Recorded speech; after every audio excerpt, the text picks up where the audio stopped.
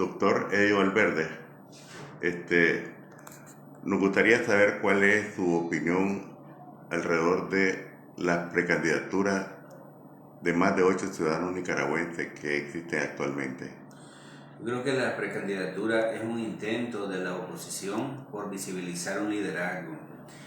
Como lucha cívica que tiene la democracia y como parte de la resistencia cívica, es indispensable que nosotros como población podamos identificar un liderazgo claro que pueda conducir la lucha, que pueda orientar a la población en el quehacer de esta lucha y sobre todo en el que la población pueda confiar. ¿Qué sucede, Frank? Que esta lucha se inició de manera autoconvocada. Fue una lucha que comenzó de manera espontánea, sin liderazgo visible. Pero 3 años después, ya la población necesita esa conducción, porque la oposición no puede continuar la ofensiva. Lo que nosotros estamos viendo es que la dictadura radicaliza su fanatismo ideológico, su fanatismo mesiánico absurdo, una mezcla de religiosidad falsa, una mezcla de pseudo-revolución, una mezcla de fascismo. Realmente es un caso de estudio que es el orteguismo, porque no lo podemos encauzar nada más dentro de un tipo de ideología, pero sí sabemos que son fanáticos del poder. Y cuando una persona como doña Rosario Murillo y don Daniel Ortega, como fanáticos del poder, están dispuestos a cualquier cosa por conservar y engrandecer su poder, día con día, ellos están demarcando leyes que son cada día más represivas, que hacen la vida más difícil. Y si nosotros vemos cada semana la situación del país está peor económicamente, está peor socialmente, la injusticia es cada día más grave. Pero además de eso, la injusticia va tomando forma legal, porque de pronto la capacidad que el ciudadano tiene de expresarse en las redes sociales se criminaliza y se le llama ciberdelito. De pronto, el derecho que el ciudadano tiene a elegir a sus autoridades, a sus representantes en la Cámara de Diputados, en la presidencia, cualquier movimiento político se le está llamando terrorismo, se le está llamando criminalización, se le está llamando atentado contra la soberanía popular. De tal manera que al pueblo nicaragüense, si ya se le habían quitado de facto esos derechos, ahora se están convirtiendo esas injusticias, esas atrocidades en leyes. Vemos entonces una tiranía, una dictadura que no tiene el mínimo interés de escuchar el clamor popular de un cambio, una dictadura que no quiere rendir cuenta por sus crímenes de lesa humanidad, por haber masacrado a la población y por toda aquella inmensa corrupción. No olvidemos, Frank, que el señor Ortega, la señora Murillo y el Frente Sandinista han saqueado a diestra y siniestra esta nación, han creado una deuda inmensa. La cooperación venezolana, nosotros no sabemos realmente dónde fue a parar. Las instituciones públicas no responden al ciudadano, responden al Frente Sandinista. Es tanto el descaro que hay unidades de policía que usted la ve con banderas del Frente Sandinista contradiciendo su propia ley. Y como el mismo señor Ortega decía hace 20 años, el que se pone por encima de la ley o por fuera de la ley es un delincuente. Entonces yo le pregunto al señor Ortega, a sus oficiales de policía, si ustedes están violando la ley, ¿acaso son ustedes delincuentes? Y al ciudadano común y corriente que simplemente exige su derecho se le está llamando criminal por querer ser libre, porque haya justicia, porque haya pan para todos. Esa es la gran interrogante. De tal manera que es bueno que vayan saliendo los precandidatos, porque naturalmente todos tenemos derecho a optar a la primera magistratura del país, todos tenemos el derecho a optar a ser presidente, a ser diputado, a ser alcalde. Ese es un derecho político que como nicaragüenses tenemos. Pero el derecho de elegir no debe de recaer sobre la población. Y por primera vez en la historia, el pueblo nicaragüense debe de tener la oportunidad de elegir a sus candidatos, a sus representantes, que las cúpulas de las organizaciones, que las cúpulas de los partidos, que los poderes fácticos, especialmente el poder económico, no nos imponga un candidato que no es conforme a los anhelos populares. Hay 3 cosas que la población está pidiendo. La población está pidiendo justicia. La población está pidiendo que los crímenes que se han cometido desde el Estado de Nicaragua que son personas que han delinquido contra esta nación, han dejado madres viudas, han dejado mujeres con hijos huérfanos, han dejado personas en el exilio, personas lesionadas, con lesiones graves, hay cuántos parapléjicos, cuántas personas que quedaron incapacitadas. Ese tipo de funcionarios del Estado, desde el autor intelectual, en este caso el señor Ortega, como jefe político e ideológico de la Policía Nacional, aquellos miembros del Ejército, el Estado Mayor de la Policía, debe de responder por esos crímenes. Nosotros no podemos avanzar como sociedad si la basura se esconde debajo de la alfombra. Si estos crímenes quedan en impunidad, no habrá ninguna oportunidad ni de paz, ni de tranquilidad, ni de desarrollo para la nación. ¿Por qué razón? Porque usted como nicaragüense, el día de mañana usted sabe que el Estado, el funcionario del Estado puede delinquir contra usted, puede atropellarlo. ¿Qué va a pasar con todos esos crímenes de violencia sexual donde nuestras mujeres y casos de hombres, porque me ha tocado atenderles como médico, fueron víctimas de violencia sexual en las cárceles del Estado? Y que ningún jefe de policía ha respondido por estos crímenes porque se cometieron bajo su jurisdicción y por tanto presumimos bajo su complicidad. En segundo lugar, el pueblo quiere respuesta a su problema agobiante, el problema del desempleo, el problema de la pobreza. Muchos nicaragüenses que ya no comen 3 veces al día, que no sabe cómo va a responder a los gastos básicos de luz, de agua potable, de mandar a su chavalo a la escuela. Peor si se enferma, porque tendrá que ir a un sistema de salud precario, donde le tratan como le da la gana, donde no hay ninguna dignidad humana en el trato tardío, en el trato irresponsable, en el trato en que le esconden el diagnóstico. Todos queremos ir al médico privado, pero este nicaragüense se le ha coartado ese derecho porque no tiene con qué ir a pagar una consulta médica privada y los servicios del Estado son precarios en el mejor de los casos. Hay gente que tiene miedo frente a los servicios públicos de salud, porque si son tildados como opositores, tienen temor. Ya pasó en el 2018 que se trató con discriminación a los opositores. Y conste, este es un acto de tortura. La OMS reconoce como tortura la negación de servicios médicos de salud por razones políticas, por razones de raza o por razones de sexo o género. Es un acto de tortura por el cual los funcionarios del Ministerio de Salud no han respondido tampoco. Son crímenes de lesa humanidad. El pueblo nicaragüense necesita que le digamos cómo vamos a salir de esta agobiante pobreza, de esta agobiante miseria que hace que la juventud nicaragüense, su gran anhelo es irse de este país, quedar la familia fragmentada. Luego de eso, el tercer gran problema que tiene Nicaragua es la inseguridad. La violencia se está comiendo al país, los asesinatos por cualquier origen. Como hay un estado de impunidad, entonces el que tiene más fuerza cree que puede atropellar a su prójimo y que aquí no pasó nada. Estamos destruyéndonos como nación y como sociedad. Nuestros hijos están empezando a ver la violencia como algo normal. Doctor, el pueblo demanda justicia, pero el tiempo avanza, hay 8 o 10 precandidatos a la primer magistratura de la República de Nicaragua y entre ellos hemos visto surgir a precandidatos con aterrizaje suave y otros con una salida digna. ¿Cómo ve usted esas dos posiciones? Un aterrizaje suave para la dictadura y una salida digna para esta misma. Sí, nosotros como Unidad Patriótica y en lo personal considero que el pueblo nicaragüense y nosotros como dirigentes debemos de enfrentar los problemas tal como son. Aunque eso sea un camino más duro, más difícil, más doloroso, pero si nosotros no llegamos a donde está la podredumbre, nosotros no vamos a resolver, Fran, los problemas.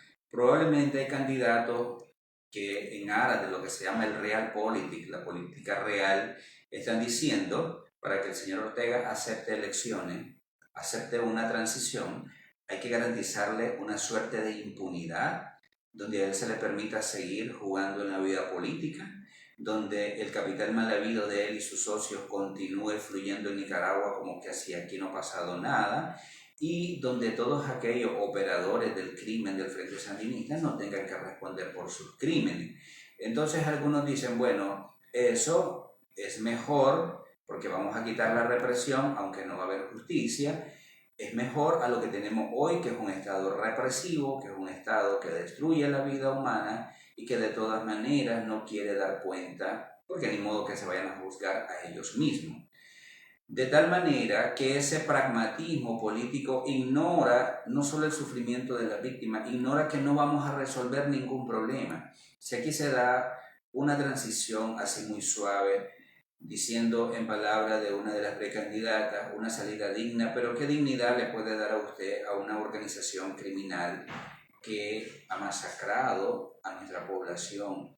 ¿Qué dignidad le va a dar a usted a las víctimas de abuso sexual, a las víctimas que han quedado con sus hijos huérfanos, a aquellos que les han confiscado, que los han enviado al exilio? No va a tener ninguna respuesta a este grupo de víctimas. Esa cohabitación lo que haría es lo que se llama en sociología congelar el conflicto, dejar el conflicto ahorita así como está, para que luego vuelva a reventar en 4, 5 o 10 años, como cuando usted tiene un problema con su esposa y usted prefiere no tocarlo, no hablarlo, pero dentro de usted se está quemando, se está angustiando y un día explota y hay violencia en el hogar, hay muerte, hay gravedad. Esta sociedad está llena de angustia, está llena de dolor, aún de mucho rencor porque no ha habido justicia. Muchos se preguntan, el señor Ortega durante 40 años ha delinquido contra esta nación a como le ha dado la gana y no ha habido ley para él. O sea, ¿acaso es un ser de otro planeta que puede delinquir contra nosotros, pisotearnos y no responder nunca ante la ley? ¿O acaso sus funcionarios no es correcto que algún día respondan ante la ley?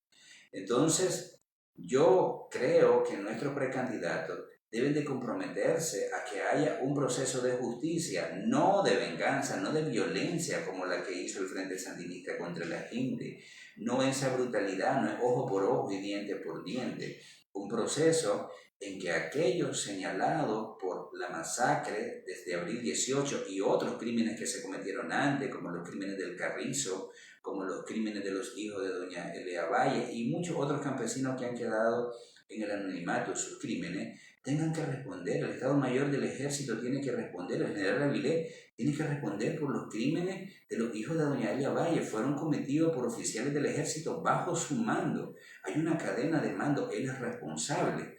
La policía, el señor Francisco Díaz, el señor Ortega, la señora Murillo, son funcionarios constitucionalmente responsables de estas instituciones. Deben de responder por los capitales mal habidos.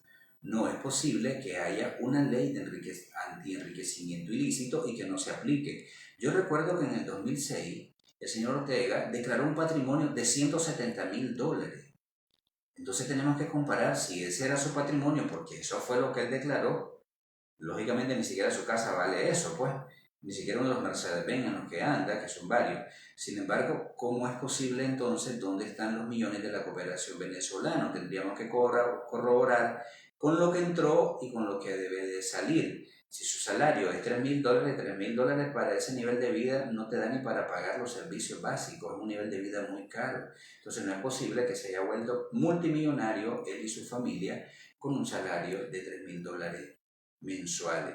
Yo considero, Frank, que nuestros precandidatos deben, en honor al pueblo y para que el pueblo realmente nos apoye y tengamos ese respaldo popular, comprometerse a una transición verdadera. Puede ser que esa transición verdadera sea dolorosa, tome más tiempo, no se va a resolver en una simple elección en noviembre, pero en unos años vamos a ser una sociedad sana, una sociedad donde hay justicia, una sociedad donde nadie va a estar por encima de la ley, donde el que comete un delito debe de pagarlo, independientemente de su origen ideológico, de su nivel económico o de su nivel social, donde el funcionario entienda que él es un servidor público, que nosotros no tenemos nada que agradecerle a ningún funcionario público, al contrario, ese funcionario nos tiene que agradecer porque su salario, su privilegio, todo lo que él anda encima nos cuesta a nosotros. Nosotros no tenemos por qué agradecerle a ningún comandante ni a ningún caudillo, al contrario, desde la casa que él tiene hasta los vehículos que se mueven, la riqueza que goza su familia han salido del sudor, de las lágrimas y de la sangre de nuestro pueblo. Es la familia Ortega Murillo la que nos debería hacer un monumento a los ciudadanos nicaragüenses, él quien nos tiene que agradecer. Y no solo él, cada funcionario tiene respeto al ciudadano que le paga su salario, que sale de nuestros impuestos. Ese es un cambio de mentalidad. Los nicaragüenses no podemos seguir de rodillas ante el poder, estirando la mano y suplicando por un favor, cuando ellos son nuestros peones, son nuestros trabajadores, nosotros les pagamos a ellos, no nos hacen ningún favor. Cuando usted recibe atención en salud, cuando usted ve una carretera, cuando usted recibe educación para sus hijos, se llama derechos preestablecidos, preadquiridos, usted ya pagó por ello. Un ejemplo sencillo es como que usted compre una recarga y después llame a Movistar para darle gracias porque pudo hablar por el teléfono. No, usted ya le pagó por ese servicio, usted se lo merece. Cuando nosotros recibimos un servicio del Estado, nosotros ya pagamos por ese servicio. Y si fue una donación, el donante lo hace a la población, no al gobierno. Lógicamente los gobiernos deben de administrarlo, pero no son propiedad de ellos. Doctor, ¿qué llamado le haría usted a los precandidatos? En primer lugar, a los precandidatos que nos digan de manera clara, de manera sencilla, donde todos podamos entender cómo van a enfrentar una elección con represión, cómo van a enfrentar una elección donde hay una espada de Damocles encima con las leyes para inhibición, para que no te financies, contra la libertad de expresión, donde no se permite la organización, donde no permite que usted se movilice y no haga campaña. Lo primero que me diga el precandidato es cómo le va a hacer en esta circunstancia. Número 2, debemos de estar claros de que si el régimen niega toda posibilidad de elección, todos los precandidatos deben de ser honrados y honestos y decir tanto a la nación como a la comunidad internacional, aquí no hay elecciones, y debe declararse ilegítimo el régimen falso gobierno del señor Ortega. En tercer lugar, nos deben de explicar cómo van a resolver el problema de la justicia contra las víctimas de esta tiranía. ¿Cómo van a resolver el problema de la corrupción? ¿Se va a recuperar para el patrimonio del Estado todo lo que se le ha saqueado? Que no tengan miedo. Si lo van a inhibir, que los inhiban. El pueblo les premiará. Pero si usted como precandidato está jugando suave para que el régimen lo deje jugar, usted va a quedar, como dice la Biblia, siendo tibio. Y dice la palabra de Dios, a los tibios los vomitaré de mi boca. Es decir, ni va a quedar bien con el régimen, ni va a quedar bien con el pueblo, sino que es mejor quedar bien con el pueblo, aunque el régimen pague con represión. Yo le preguntaría a los precandidatos, ¿cómo vamos a resolver el problema del desempleo?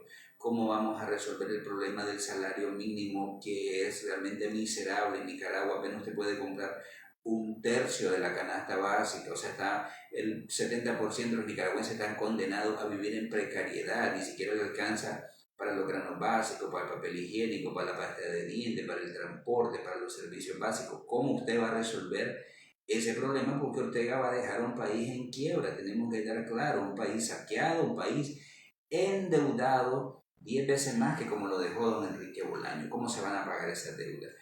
Y yo les aconsejaría también a los precandidatos que nos digan la verdad cómo van a resolver el problema de los exiliados, cómo van a resolver el problema de los encarcelados, injustamente encarcelados, aún de aquellos que ya salieron y que el Estado de Nicaragua les debe de recompensar porque fueron mancillados, porque fueron encarcelados, porque tuvieron una pérdida patrimonial, porque tuvieron una pérdida de dignidad, porque su familia ha sufrido. ¿Cómo se le va a retribuir a las víctimas de la dictadura? Y las víctimas de la dictadura son los que están ahorita en la cárcel, los exiliados, los asediados, los perseguidos, pero también los que fueron injustamente encarcelados en abril 18, incluso antes de abril 18. Recordamos el caso, por ejemplo, de aquellos pobres campesinos que fueron encarcelados a raíz de la matanza que ocurrió el 19 de julio del año 12 o 13, no recuerdo ahora bien, y que fueron torturados y obligados a confesar un crimen que nunca se cometió. Doña Milta Granera es sabedora de estos crímenes. ¿Cómo vas a recompensar a estas personas que llevan 8 o 10 años en la cárcel injustamente? ¿Cómo vas a procesar y vas a componer este sistema judicial, este sistema de justicia que está pervertido con jueces que atienden a órdenes partidarias, que condenan a inocentes, que ni siquiera vigilan el debido proceso? ¿Qué vas a hacer con todos esos fiscales que se han coludido con el régimen para encarcelar a personas inocentes y por el otro lado absolver a verdaderos criminales, como el caso de Abner Pineda, que fue absuelto luego de cometer un crimen flagrante? ¿Qué vas a hacer con esta policía? ¿Qué vas a hacer con este ejército? No tenga miedo de decir que tenemos que cambiar la policía, que tenemos que reformar este ejército que no nos funciona, no nos sirve a la mayoría de los nicaragüenses. Se han vuelto una casta con plata, de empresarios que cuidan sus intereses, los del dictador y las de sus socios, nada más. Pero el ciudadano nicaragüense, al común y corriente, que le paga sus impuestos, nos cuesta $100 millones al año al ejército. El ejército de Nicaragua no es un factor de seguridad, es un factor de terror. Y lo digo porque yo soy del campo, porque mi padre es campesino, y el campesino tiene miedo porque de pronto aparecen personas asesinadas y nadie sabe nada y el ejército es el que anda ahí.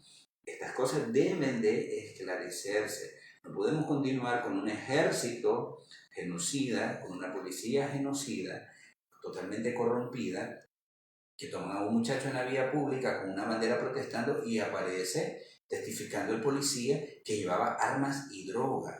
O sea, es un insulto a la sociedad este tipo de policía que nosotros tenemos. Queremos que los precandidatos nos digan, el señor Arturo Cruz, la señora Chamorro, el señor Maradiaga, el señor Juan Sebastián Chamorro, Medardo, que con valentía enfrentemos estos temas, Fran, porque eso no es porque a mí me da la gana, es porque es necesario. Una sociedad que no extirpa toda esa lepra, esa podredumbre dentro de un estado de poder, nunca va a poder desarrollar, va a significar más miseria, más injusticia, más migración, más destrucción de la nación.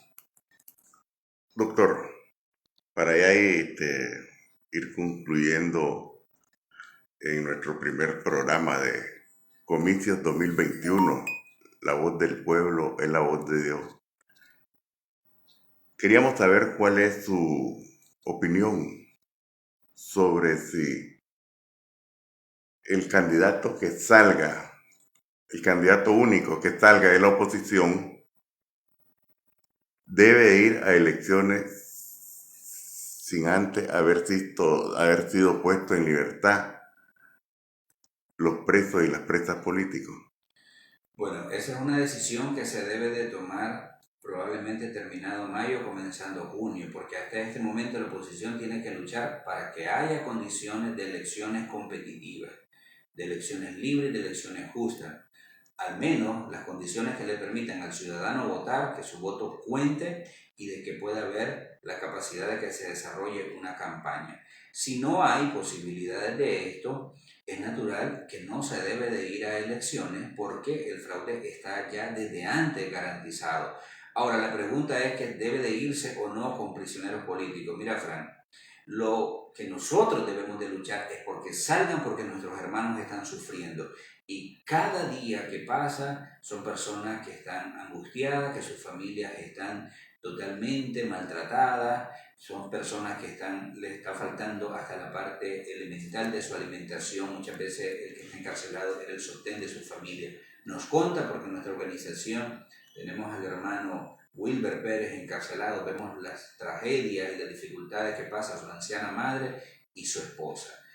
Sin embargo, tenemos que entender que mientras Ortega esté en el poder, no solo nuestros hermanos podrán continuar ahí, sino que además de eso, Ortega puede seguir llenando las cárceles de Nicaragua con más presos políticos, o sacar 100 y meter 300.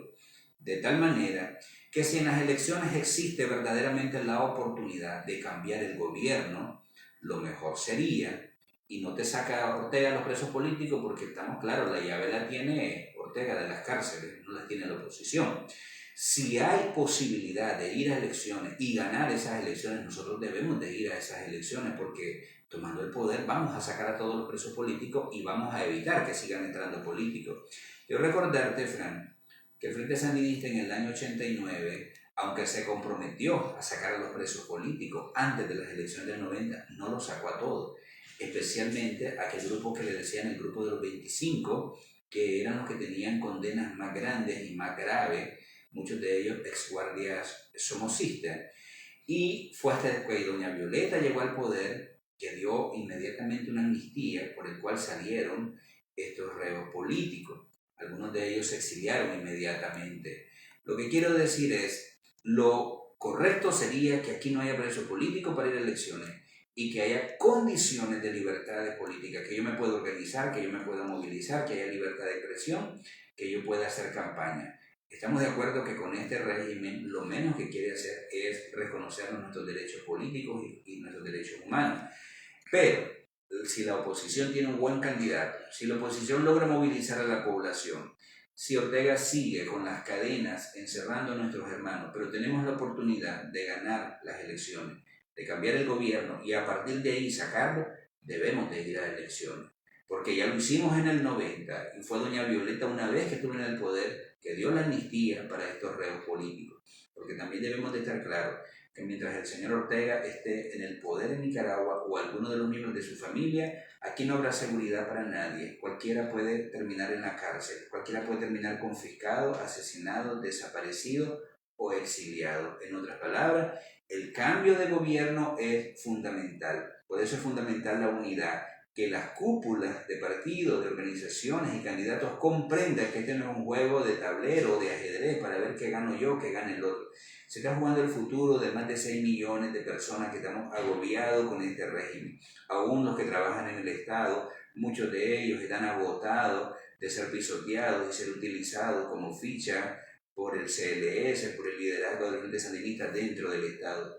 Muchos incluso miembros del Frente Sandinista están cansados que no se permita en este partido ninguna disensión, donde no hay democracia. El Frente Sandinista es un partido totalmente retrógrado, donde nadie puede disentir, donde nadie puede aspirar. Lo único que puede hacer una persona, miembro del Frente Sandinista, un orteguista, es volverse a servir para avanzar.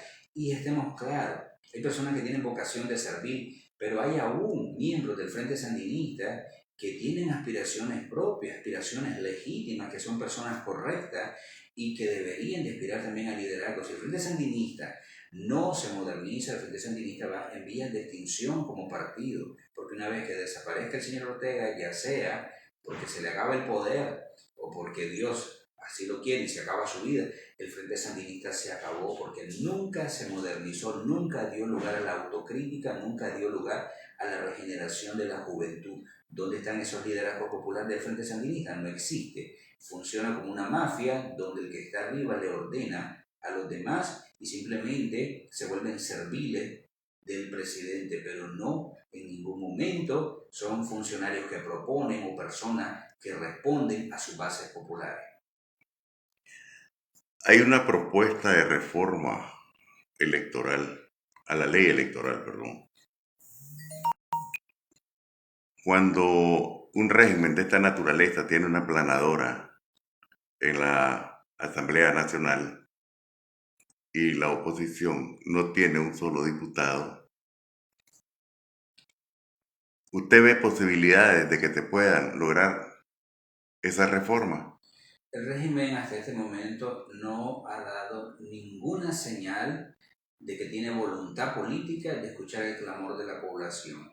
Porque no es lo que la oposición desea, Fran, es lo que el pueblo está pidiendo, es lo que la quecha tortilla, lo que el conductor de taxi, el obrero del campo te está diciendo. Queremos un cambio, queremos ser libres, queremos que las elecciones sean una manera donde el pueblo exprese su voluntad, su soberanía, su libertad.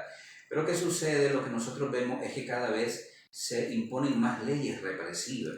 Es un estado de fanatismo de poder, es un estado totalmente esquizofrénico, donde trabaja al contrario de lo que el clamor popular está pidiendo.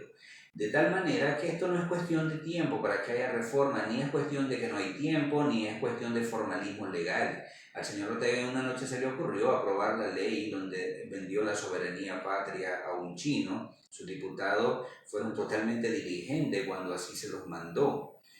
La Corte Suprema de Justicia de él resolvió en una noche también que él podía ser candidato aún cuando la Constitución se lo prohibía. Entonces quiere decir que si hubiese voluntad política de resolver esta situación, ya estuviese dando apertura el señor Ortega. Ahora, como lo de las reformas no depende de nosotros, como claramente lo decía, porque no tenemos ningún diputado que nos representa, están los 70 que es una asamblea bastarda del Frente Sandinista, no es resultado de la voluntad popular ni de la representatividad popular. Un partido minoritario con 70 diputados y los demás son asignados, tampoco tienen ninguna capacidad de influencia. Pero ¿qué sucede? Lo que nosotros como oposición tenemos que hacer es hacerle pagar ese precio al señor Ortega. Si no hay reforma, desde junio su régimen debe encaminarse hacia la ilegitimidad. Y la ilegitimidad significa un aislamiento internacional con consecuencias económicas ciertamente para Nicaragua, pero también para el régimen. Y nosotros desde ahorita lo decimos. Los problemas de pobreza, los problemas gravísimos económicos que se vendrán si el señor Ortega insiste en no dar apertura política, son única y exclusiva responsabilidad de Daniel Ortega Saavedra por negarse a escuchar el clamor popular. No olvidemos que desde el 2011 él es un presidente ilegítimo. El señor Ortega no tenía ni siquiera derecho a presentarse en las elecciones de 2011. Había precedentes jurídicos, por supuesto, cuando se inhibió a don Antonio Lacayo en el año 96. No pudo participar de las elecciones por ser yerno de doña Violeta Barrios de Chamorro.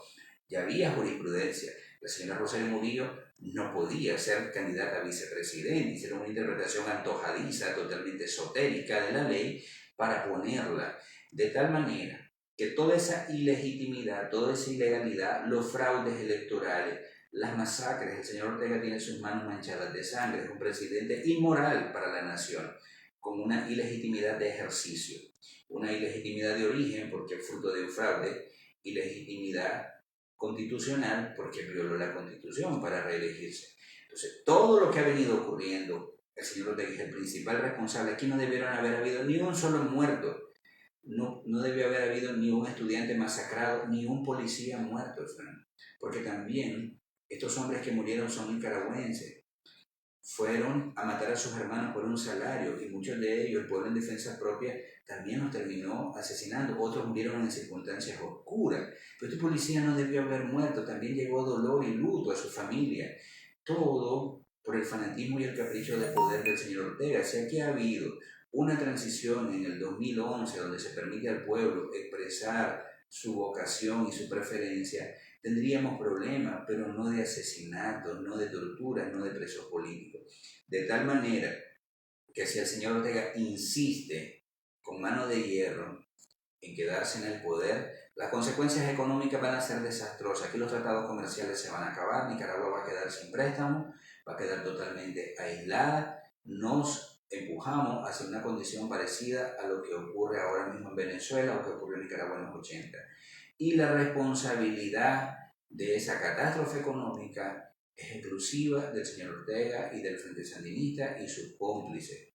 Es exclusiva de aquellos que hagan un juego sucio a la dictadura. Es exclusiva responsabilidad de los poderes fácticos, especialmente el poder económico, que no ha sabido asumir su responsabilidad. Y recordemos una cosa, no se trata nada más de un desastre económico. Los desastres económicos cobran vida. Lleva a la gente a emigrar en condiciones de inseguridad y terminan muertos en los caminos. Lleva a desnutrición y a que nuestros niños se mueran por enfermedades prevenibles. Lleva a aumento de la violencia. En otras palabras, la pobreza tiene un rostro criminal. La pobreza, señor Ortega y sus cómplices, mata de una manera cruel y lo sufren la gente más pobre, porque el que tiene sus reales, el que tiene sus posibilidades, el que tiene visa para irse al extranjero, se va a ir, saca a sus hijos. Pero el 80% de este pueblo que es pobre, ¿a dónde va a ir? Se va a quedar en Nicaragua a sufrir las consecuencias de sus caprichos. Capricho que llevará a pobreza, una pobreza que llevará a muerte. Para concluir, doctor, un mensaje de fe y esperanza a la población nicaragüense. El pueblo de Nicaragua ha despertado en abril y despertamos porque Dios nos despertó. Porque Dios hizo este país para ser libre. Dios hizo para que este país fuera una lumbrera en la América, para que aquí hubiese justicia, para que aquí hubiese gente que diera testimonio de la verdad, para que aquí hubiese prosperidad, para que hubiera pan para todos, para que pudiésemos ayudar a otros países. Nunca fue la voluntad de Dios que viviéramos en una tiranía, que viviéramos en miseria, que nos viviéramos matando unos a otros en virtud de actuar como prójimos. Las ideologías fanatizantes nos han hecho enemigos de nuestros propios hermanos, de nuestra propia familia. debemos de poner un alto. En primer lugar, humillarnos delante de Dios y reconocer que solo Dios tiene el poder para cambiar esta situación. De reconocer que Dios pone reyes y quita reyes, que Ortega y su gente no es más grande que Dios, Él va a llegar hasta donde Dios decida. Pero Dios hace su obra a través de sus hijos y sus hijos somos nosotros. Cuando también nosotros reconocemos nuestro pecado, cuando reconocemos nuestra falta, y muchas veces nuestras faltas son por omisión, no hemos cumplido con nuestros deberes. Muchas veces como ciudadanos queremos que otros hagan lo que nos corresponde a nosotros. Muchas veces vemos en las redes sociales y en los medios de comunicación acusando a otros, queriendo que otras personas hagan lo que nosotros no hemos tenido el valor y la disposición de hacer, o creyendo que entregándole el poder a Iluminado, todo va a ir bien a la nación.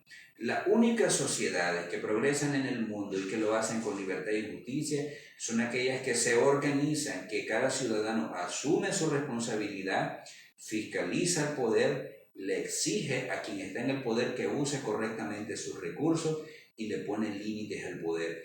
Pero eso requiere que usted como nicaragüense, que yo como nicaragüense, nos involucremos en los procesos políticos. No significa que usted se vuelva político de profesión, pero sí que usted se organice en su gremio, en su comunidad, en el lugar donde a usted le toque, para que usted haga oír su voz.